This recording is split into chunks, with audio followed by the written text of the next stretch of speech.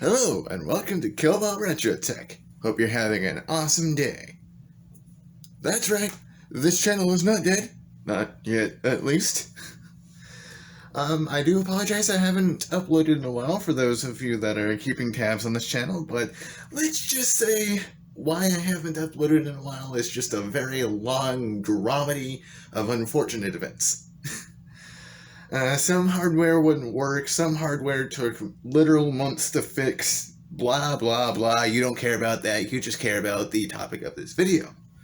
So, what are we doing today? Well, DOS things, of all things. See, this computer I have is an Alienware Alpha with a Core i3-4170T, and that means that this computer is still compatible with DOS on a basic level. That means you can flash an ISO of something like MS-DOS or FreeDOS and it will just run natively off of a USB flash drive or any other medium that the OS happens to be installed on. Now, you'd think this might be a little complicated, but it's not. So what you need in order to do this is a computer that's compatible with MS-DOS. Anything with an Intel processor or an AMD processor will likely work to varying degrees of success, and you need a way to boot the operating system. I'll show you how to do that with a USB. And the last thing to note is this will not work on PowerPC based Macs, and it will not work on the Apple Silicon Macs.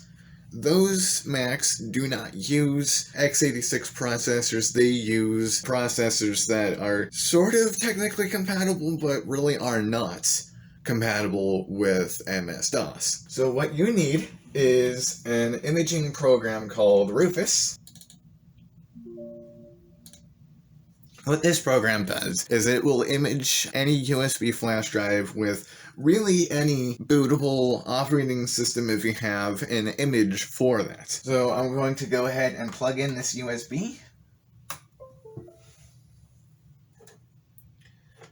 I've already formatted it with DOS, but I'm going to do it again just to show you guys how simple it is. Well, that view is good enough. This tripod isn't great. So this is the window you're going to see when you launch Rufus. If you're formatting a device, you got to make sure that the device that you're going to flash with an operating system like FreeDOS or MS-DOS is the drive that you want to boot DOS from. If you have multiple devices showing up here, I would go into File Explorer and just make sure that the flash drive that you want to use as your DOS boot drive matches up with the drive letter and name on this list. Otherwise, you could lose data because this process does wipe the drive.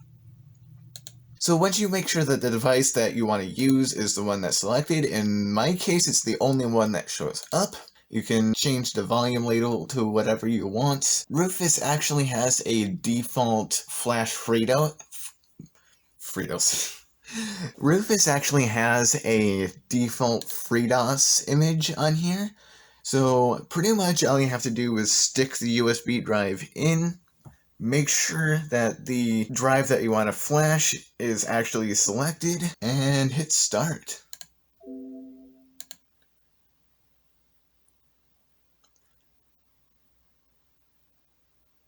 And it really shouldn't take too long.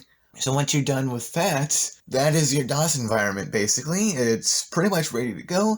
But I don't just want to showcase DOS, I want to showcase some games, notably just Doom. So the next couple of steps that you're going to have to take kind of vary a little bit depending on which system that you have. What we're going to be doing now is we're going to go into the BIOS menu and pointing the computer to boot from USB rather than the internal hard drive. The key you're going to mash is probably Escape, F2, F4, F8, F12, something like that.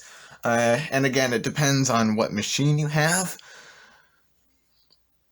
Right now, my machine is set to UEFI boot only. So in that case, you'd have to go to BIOS Setup, Boot, and make sure Secure Boot is disabled.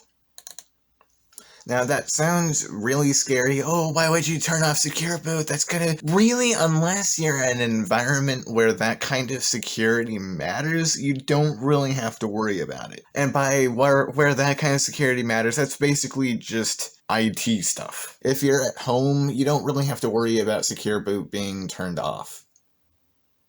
So with some systems, it might be able to say, hey, I can turn on both modes at the same time. Usually systems do turn on both UEFI and Legacy at the same time. I believe this machine can use both, it just doesn't look like it on the surface. So I'm going to go ahead and hit F10 to save and exit. So now that I have enabled Legacy Boot, you can see that not only my internal drive shows up under Legacy Boot, but the USB flash drive that we just prepared does as well. So I'm going to go ahead and click on that, and boom, we have a DOS environment. And this FreeDOS environment is fairly bare bones, but it does work. You can do all, if I can type, that would be nice. You can do all your basic DOS commands. I don't believe this comes with edit. I really can't type today, wow. So this doesn't come with some of the basic DOS stuff, but it's enough to get a DOS environment going. So from here we can CD into the games folder, and we can dir to see what's in here. I've got a couple of games like Doom, a port of Mario Bros, Pac-Man, Tetris. The one I'm most interested in is Doom.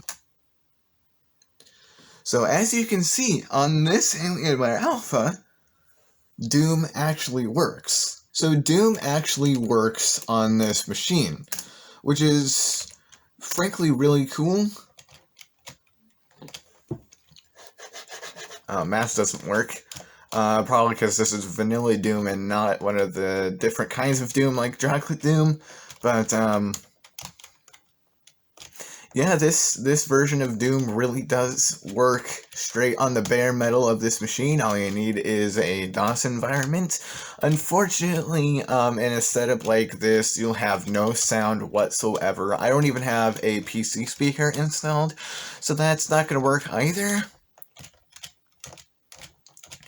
But the game itself does play, and at a surprisingly good frame rate. I would have thought because this graphics card, the graphics chip that I have, is incredibly new, it might have some kind of incompatibility with running a game like this, but for some reason it works just fine. So yeah, you're not going to get any sound out of something like this unless you have a PC speaker installed in your system. But yeah, it is totally doable to run DOS on a system most of the time.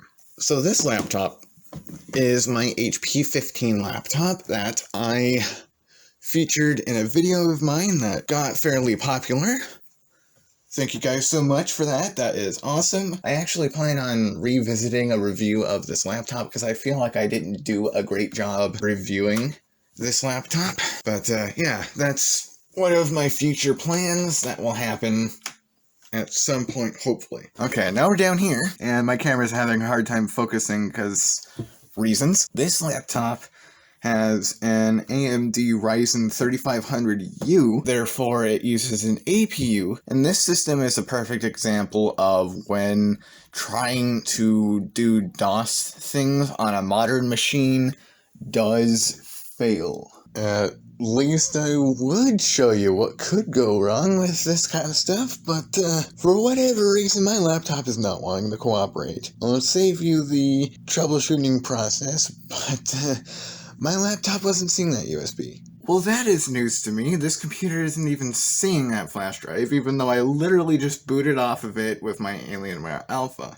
That just goes to show that technology can be one of the most frustrating things ever. I literally just booted off of this flash drive on another computer, but this laptop isn't even seeing it, even though I've booted off of things with USB a lot. I mean, obviously, since I've got Ubuntu going on right here.